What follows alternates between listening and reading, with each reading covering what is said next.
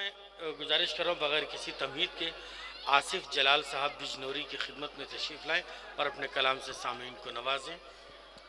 शुजाअत और वफादारी हमें विरसे में मिलती है। शुजाअत और वफादारी हमें विरसे में मिलती है।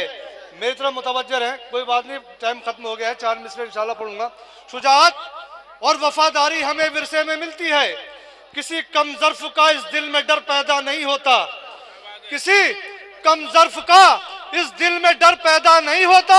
तो किसी भी सरजमी पर देखिए, ये मेरा दावा है, अली वाला किसी बुज़दिल के घर पैदा नहीं होता।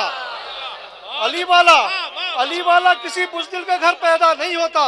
और ये आखिरी 4 मिसरे समाज फरमाले जनाब सकीना के हवाले से कि वक़ार शाने आयाते करीमा आने वाली है, वक़ार शाने आयाते करीमा आने वाली है, वक़ार शाने आयाते करीमा आने वाली है। सुना है जीनत शाह मदीना आने वाली है, सुना है जीनत शाह मदीना आने वाली है। तो जिसे जो मांगनी है हाजतें, जिसे जो मांगनी है हाजतें, वो सोच ले आसिफ हुसैन इब्ने अली हुसैन। जिसे जो मांगनी है हाजतें, वो सोच ले आसिफ हुसैन इब्ने अली के घर सकीना आने वाली है, हुसैन इब्ने अली के घर सकीना आने वाली है।